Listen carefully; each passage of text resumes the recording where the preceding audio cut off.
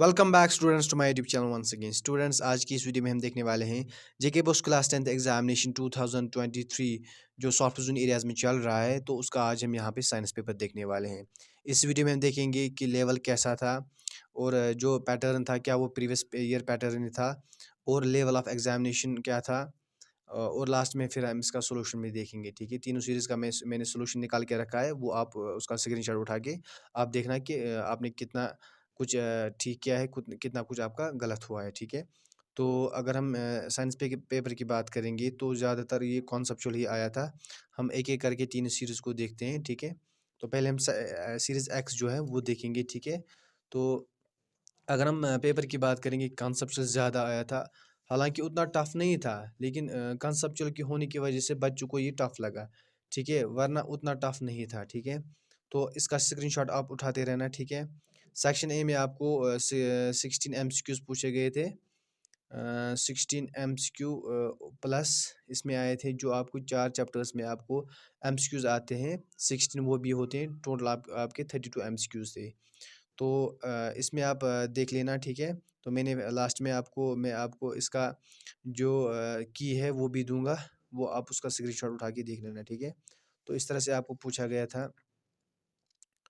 ठीक है, ये जो एमसीक्यूज़ है, जो मैंने एमसीक्यू वीडियोस डाले थे, मैक्सिमम एमसीक्यूज़ आप वहाँ से देखोगे। अगर आपने वो वीडियोस देखे होंगे तो आपने ये अच्छे से किए होंगे फिर। ठीक है, तो इस तरह से ये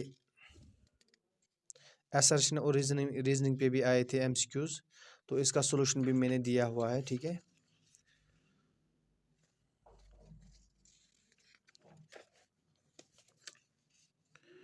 तो इस तरह से एमसीक्यूज़ आए थे।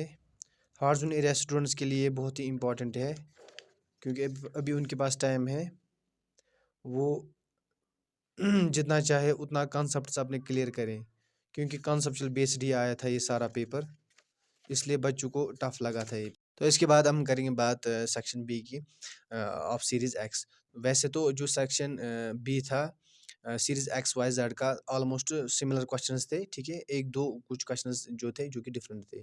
ठीक है, अगर हम सेक्शन बी का जो पहला क्वेश्चन है 21st, there are two types of light sensitive cells in human eye, where are they found, what is each type called. तो ये क्वेश्चन पूछा गया था कि जो लाइट सेंसिटिव सेल्स होते हैं ह्यूमन आई में, वो कहाँ पाई जाती है और what is each type called, मतलब नेम बताने थे उन सेल्स का। ठीक है, तो अगर आपने मेरी गैस देखी होगी, बच्चे बोल रहे थे कि कुछ भी नहीं आया था, तो मैं बता दूं मैंने आपको रॉड्स एंड कोन्स उसमें बताया था। ठीक है, तो अगर आपने रॉड्स एंड कोन्स अच्छे से पढ़ा है तो मुझे नहीं लगता कि ये क्वेश्चन आपको नहीं आना चाहिए था।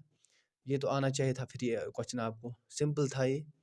ठीक है, उसके बाद अगर हम इसका और पार्ट देखेंगे, make the diagram to explain refraction. मैंने रिफ्रैक्शन भी रखा था गेस में, मैंने डिस्पर्शन भी रखा था गेस में। तो मैक्सिमम स्टूडेंट बोल रहे थे कि सर कुछ भी नहीं आया था। ठीक है, उसके बाद हम देखेंगे question number 22, why do stars twinkle on clear night. तो मैंने आपको बताया था उस गेस में आप करना ट्विंकलिंग ऑफ स्टार्स। ठीक है, तो ये why do stars twinkle on clear night, तो ये तो उसमें मैंने बताया है ये क्वेश्चन। आप फिर भी बोल रहे हो कि कुछ भी नहीं आया था, ये भी बताया था ये क्वेश्चन मैंने। तो उसके बाद अगर हम देखेंगे टू रजिस्टर्स विद रेजिस्टेंसेस, तो ये आया था न्यूमेरिकल। आपको अगर आपने मेरा न्यूमेरिकल बेस्ड क्वेश्चन देखा है, न्यूमेरिकल बेस्ड वीडियो था, तो उसमें मैंने आपको बताया था कि जो न्यूमेरिकल्स हैं किस किस टॉपिक में आ सकते हैं। मैंने बताया था series and resistors in series and parallel, उसमें आ सकता है। इसका और पढ़ाया फाइंड द एनर्जी, तो ये भी मैंने बताया था कि जो पावर है, पावर पे भी आप इलेक्ट्रिक पावर पे आप ये न्यूमेरिकल्स करना। तो अगर आपने न्यूमेरिकल्स नहीं किए हैं तो आप ये क्वेश्चन कहाँ से करोगे। ठीक है, उसके बाद हम देखेंगे what is magnetic field, state any two properties of magnetic field lines. ठीक है, अगर आपने मेरा एमसीक्यूज वीडियो देखा है मैग्नेटिक फील्ड ऑफ, मैंने आपको बताया था वो देखना। तो उसमें मैंने बताया है मैग्नेटिक फील्ड भी और properties of magnetic field lines भी बताया है मैंने। अगर आपने वो वीडियो देखा है तो ज़रूर आपने ये क्वेश्चन भी किया होगा। उसके बाद देखिए what do you understand by endothermic reaction, give one example. तो एंडोथर्मिक रिएक्शन भी मैंने रखा है। मैंने टाइप्स ऑफ रिएक्शन था केमिकल जो केमिस्ट्री है, टाइप्स ऑफ रिएक्शन मैंने रखा है और एग्जांपल्स के साथ। उसके बाद व्हाट इज करोजन, ये क्वेश्चन भी रखा है मैंने। Name any two metals which do not corrode easily, तो ये भी तो मैंने रखा था। ये क्वेश्चन आपको एमसीक्यूज में भी निकलेगा और मैंने गेस में भी दिया है, ठीक है। उसके बाद हम देखेंगे सेक्शन सी। अगर हम सेक्शन सी की बात करेंगे तो अगर हम पहला क्वेश्चन देखेंगे, why are fossil fuels classified as non renewable resource of energy. ठीक है, ये क्वेश्चन मैंने नहीं रखा था, मैंने आपको बताया था फॉसिल फ्यूल्स के बारे में या वो हमें इवोल्यूशन में हमें क्या मदद करते हैं, ठीक है।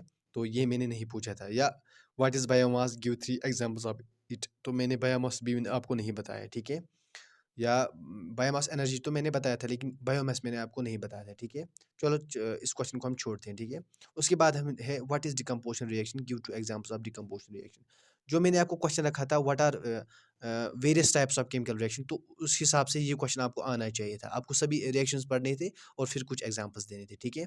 उसके बाद है question number 29, how does the size of atom generally varies in going from left to right in a period of periodic table, why does it vary this way। तो मैंने आपको ये क्वेश्चन गेस्ट पेपर पे ही दिखाया था, जो chemistry का guest paper मैंने अपलोड किया था, उसमें मैंने बहुत से ट्रेंड्स जो डिफाइन किए थे, तो उसमें मैंने एटॉमिक साइज का अच्छे से दिया हुआ है, वहाँ पे रीज़न भी क्यों क्यों ऐसा होता है, ठीक है।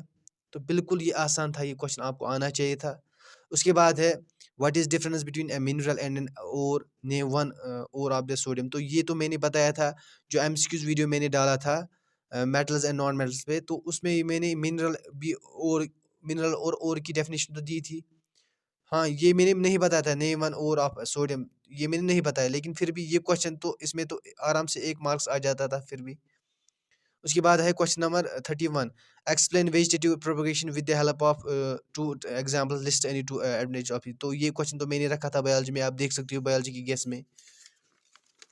उसके बाद है what is meant by acquired and inherited traits, explain with one example each, ये क्वेश्चन भी तो मैंने रखा था बायोलॉजी में।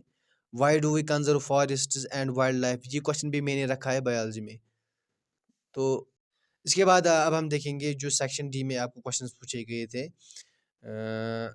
3 क्वेश्चंस थे आपको सेक्शन सी में, जो कि फिजिक्स पार्ट में सेक्शन डी में फिजिक्स पार्ट में 1 क्वेश्चन, केमिस्ट्री में 1 और बायोलॉजी में 1, ठीक है। अगर हम सेक्शन डी देखेंगे, फिजिक्स वाला पार्ट जो था, तो मैंने आपको concave mirror and convex lens में जो भी आपको 6 केसेस थे वो आपको पढ़ने थे। तो पहले ही आया था construct ray diagram to illustrate the formation of virtual image using a converging lens and diverging lens. तो यहाँ पे आपको लेंस से पूछा गया था, कन्वर्जिंग लेंस यानी कन्वेक्स लेंस का आपको वर्चुअल इमेज दिखानी थी। तो अगर आपने 6 केसेस जो उसमें थे लर्न किए होते, तो आपको ये अच्छे से क्वेश्चन मतलब आता, ठीक है। वर्चुअल इमेज आपको दिखानी थी किस तरह से बनती है। डाइवर्जिंग मैंने आपको नहीं बताया था, लेकिन जो मैंने आपको क्वेश्चन बताया था कन्वर्जिंग और डाइवर्जिंग पे, मतलब जो एक्शन दिखाते हैं कन्वेक्स और कनकेव लेंस, तो उस हिसाब से ये क्वेश्चन आपको आना चाहिए था।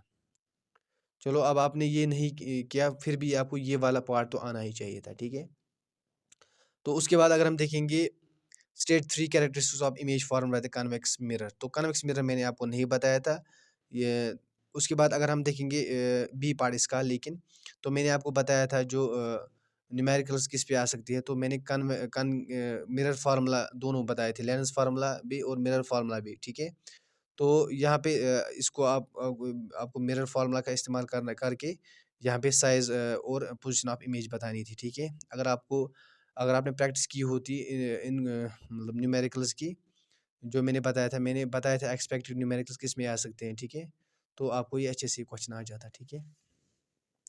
उसके बाद अगर हम देखेंगे, मैंने आपको केमिस्ट्री में रखा था होमोलॉगस सीरीज़ और उसकी कैरेक्टरिस्टिक्स। बच्चे बोल रहे हैं कि केमिस्ट्री में भी आपको कुछ मतलब कुछ आए नहीं थे। तो केमिस्ट्री की बात अगर आपने होमोलॉगस सीरीज़ पढ़ा है, तो क्या पढ़ा है? उसकी कैरेक्टरिस्टिक्स में से ही तो ये क्वेश्चंस आए हैं। अगर आपने उसकी कैरेक्टरिस्टिक्स पढ़े हैं, तो आपको आने चाहिए थे इसका होमोलॉग बनाना। इसका भी होमोलॉग कितना आसान था। और फिर उसके बाद था what is the difference in the molecular mass of any two adjacent homologues, तो वहाँ पे ये भी एक कैरेक्टरिस्टिक्स है, क्या होता है? सिंपल था ये, या by how many carbon atoms and hydrogen atoms do any two adjacent homologues differ, तो ये भी तो आसान था ये क्वेश्चन। तो उसके बाद आइसोमर्स पे मैंने नहीं बताया था, फिर भी ये क्वेश्चन आसान ही था, ठीक है। उसके बाद हम देखेंगे बायोलॉजी। बायोलॉजी के पार्ट की अगर हम बात करेंगे, तो यहाँ पे आया है nutrition why is nutrition necessary for an organism, ये बेसिक क्वेश्चन है, ठीक है। तो न्यूट्रिशन पे भी मैंने क्वेश्चन बताया था। What are different modes of nutrition, ये भी मैंने शायद बताया था, ठीक है। Explain each mode of nutrition with example, ठीक है। या अगर हम इसका और पार्ट देखेंगे, ये भी मैंने बताया था, what is the function of excretory system in humans, ये तो मैंने बताया था। एक्सक्रीटरी सिस्टम आप करना, ठीक है। Name the various organs of the human excretory, ये कौन सा मुश्किल था ये पेपर, उतना मुश्किल नहीं था, उतना मतलब टफ नहीं था, लेकिन आप कंसेप्चुअली स्ट्रांग नहीं थे, इसकी वजह से आपको ये टफ लगा। बाकी ये उतना टफ नहीं था। इसके बाद ये हम देखेंगे वाई सीरीज़ का आप स्क्रीनशॉट ही उठाना आप, ठीक है।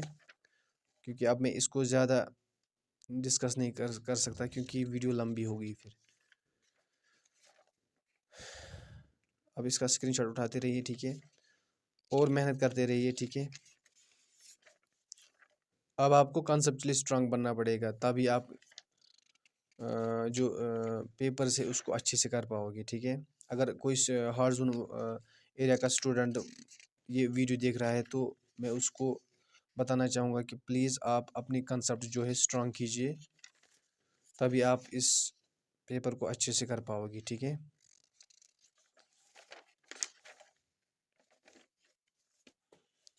उसके बाद हम देखेंगे सीरीज़ वाई के भी हम देखेंगे। लास्ट में मैं आपको इसका सलूशन बताऊंगा ज़रूर, आप वो चेक कीजिएगा उसका सलूशन भी।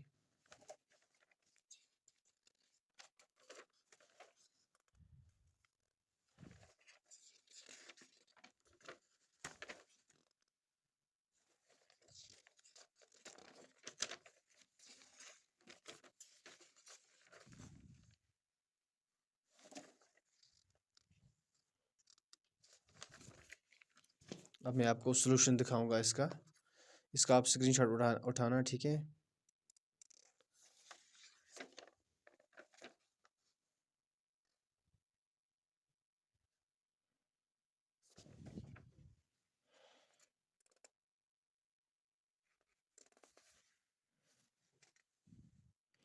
तो thank you so much for watching this video.